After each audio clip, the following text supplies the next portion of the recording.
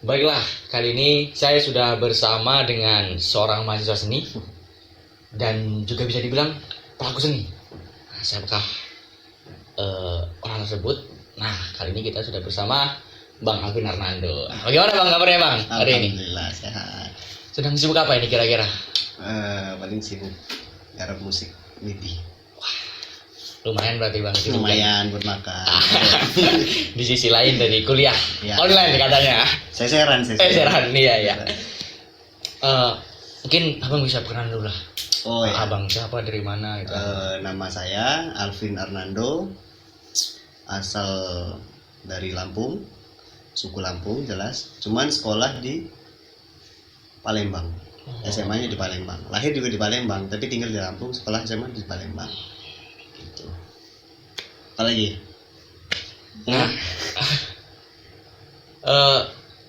apa sih Bang alasan Abang kenapa kok harus milih seni? Kenapa harus kuliah di seni? Dan kenapa kok langsung berlabuh ke ISI Yogyakarta? Oh, banyak pertanyaannya. Kenapa memilih seni? Berkecimpung di seni. Itu yang pertama itu karena hobi. Hobi. Awal nggak punya basic apa-apa, cuman dari hobi itu penasaran tuh kan. Hobi mendengarkan, oh ternyata gini. Penasaran lah. Nyoba main, belajar. Alhasil dari hobi tuh jadi menjiwai gitu loh. Wah, langsung muncul. Langsung wah ini kayaknya cocok ini kan. Cocok. Setelah itu semakin ke depan tuh mikir, ngapain aku mau kesini kan? Lama-kelamaan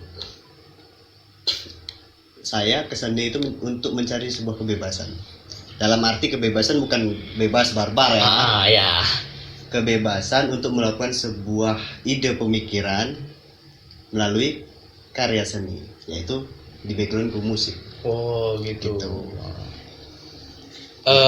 Terus kenapa sih milih ke ISI Jogja? Oh, Apa? Pak Pos ya. Oh ya. Kenapa memilih ISI Jogja itu yang pertama tuh dulu awal itu dari study tour sih. Study tour aku ke Jogja saat wah ternyata kayak gini ya Jogja ya, budaya itu kental. Nah, terus semakin kesini lagi, oh ternyata ini tuh yang istimewanya Jogja tuh. Kalau dari sudut pandangku ya, itu kebudayaannya. Oke, jebret, masuk sini kan, pulang. Aku mikir nyari. Pokoknya aku harus ke Jogja. Tapi nggak tahu ngapain mau ke Jogja kan. Mau ngapain di Jogja, mau kuliah apa. Sempat kejebak. Kejebak apa ini? Sempat kejebak, nggak tahu, nggak ada teman di sini.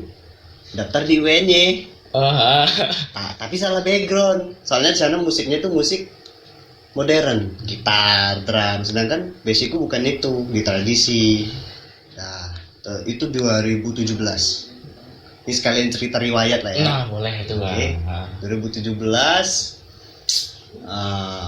awal ke Jogja, nggak tahu siapa-siapa. Modal cuman bawa uang 30.000. Set. Tahunnya cuma UNY kan, karena teman-temanku juga banyak yang daftar di sana, kayak di sini musik sama tari. Sudah Nyampe sini daftar segala macem nggak lolos. Set di jalur mandiri juga nggak lolos. Ngapa kan? Terus tahulah isi Jogja ini, baru tahu, oh itu dari teman saya namanya Holis. Itu sekaligus guru saya yang membimbing saya dari awal ke Jogja ini, mengarahkan saya ke isi sampai saya bisa kayak gini. Tuh, saat 2018 sempat nggak lolos di isi karena salah jalur. Saya daftarnya di Sendra Tasik. Sendra Tasik itu pendidikan, tapi dia mau pelajari tari, musik, teater. Tuh, salah. Aduh, itu kenapa ini? Oh, ternyata ada satu jurusan etnomusikologi. Ngobrol-ngobrol tuh sama kakek Walis tuh kan, ngobrol-ngobrol. Alhasil belajar buat gambus juga ini. Buat gambus. Itu belajar buat gambus tuh belajar sendiri. Cuman modal bisa mahat. Tuh ya mahat. Selesai buat tes lolos. Alhamdulillah. Berarti luar biasa no, perjalanan bener-bener pernah gagal dan nggak tahu mau ngapain di Jogja, sampai akhirnya ketemu sama seseorang yang nggak diduga-duga gitu bang ya, yaitu sama kakak Holis itu sekaligus guru dan bermain gambus.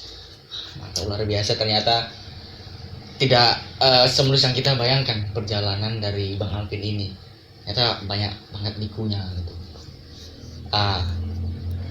Terus ini bang, ya kita tahu toh sekarang ini sedang pandemi, sedang adanya corona, semua serba online, bahkan kuliah juga online.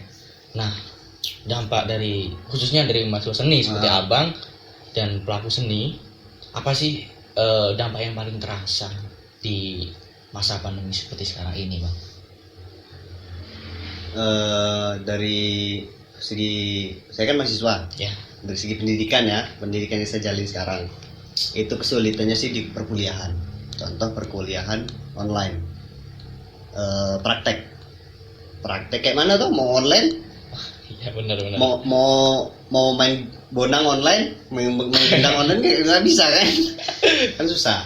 Itu yang pertama dari segi pendidikan, sulit di mempraktekkan alat musik gitu bang, di praktek kalau di kampus. Kalau di luar nih sebenarnya bukan hanya yang di pendidikan aja, tapi secara luas di keseluruhan yang berkecimpung di dalam seni itu di pandemi ini merasa kesulitan untuk mengekspresikan diri dalam panggung, mengeksplor diri, unjuk gigi lah. Eksistensi itu kurang karena pandemi mau gak mau kan. Dan juga kayak job itu awal itu kan, wah ini banyak nih job udah tersusun nih, gak tahu pandemi udah selesai, di cancel semua. Itu sih. Terus apalagi ya di pandemi ini yang paling terasa itu kalau untuk orang-orang seni itu susah cari sesuap nasi. Itu jujur itu susah ya. Contoh dulu kalau kayak reguleran, terus job-job segala macam lah, buat musik, terus pentas kayak di event-event Jogja itu kan banyak terkaya segala macam tuh. Sekarang kan nggak bisa lagi karena pandemi ini kan, sulit pokoknya buat berekspresi dan mencari sebuah fee. Itu benar sekali. Walaupun fee itu hanya sebuah bonus, tapi ya terasa dari sekarang. Penting gitu, sekarang penting gitu. Karena ya itu bener bang ya. Karena pandemi ya eksistensi untuk mengekspresikan diri kayak benar-benar terbatas gitu. Walaupun sudah mungkin bisa menggunakan media elektronik dan lain, tapi ya kayak masih nggak terasa banget tuh eksistensinya. Gitu. Kalau masalah media itu ini sih apa?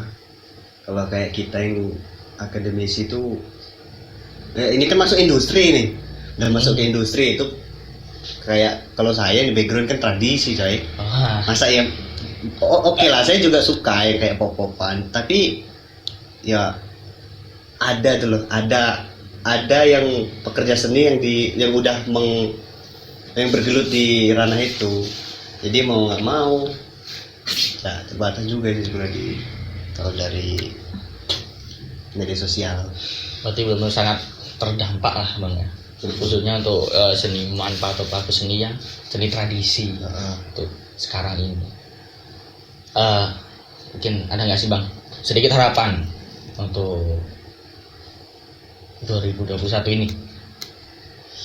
Harapan kayak mana nih? Ya harapan baik tentunya. Harapan baik untuk ke depan. Ya untuk kedepannya. Harapan untuk seorang seniman ya. Iya. Mungkin ini lebih harapan saya itu lebih ruang lingkup pekerja seni dalam pandemi ini lebih diluaskan tuh. Rangkul. Jangan terlalu wah gitu gini semua dilarang. Tapi tetap pakai protokol Kesehatan. Katanya begitu. Betul. Karena sulit coy. Pekerja seni itu butuh panggung, butuh interaksi secara langsung. Itu mudah-mudahan lah pemerintah bisa bijak kan. Itu yang kita harapkan dan sangat-sangat kita inginkan. Semoga tidak berat sebelah, itu kan. Oke, kali ini mungkin cukup sampai di sini perbincangan kita dengan seorang mahasiswa seni ISI Yogyakarta, dan bisa dibilang Bang Alvin ini juga pelaku seni yang ya perjalanan hidupnya ternyata tidak semulus yang kita bayangkan di awal gitu. Ternyata benar-benar banyak gelombang, banyak tikungan yang dirasakan oleh Bang Alvin sampai dia berada di titik sekarang ini gitu teman-teman. Intinya tetap semangat, jaga kesehatan dan jangan lupa istirahat. Terima kasih.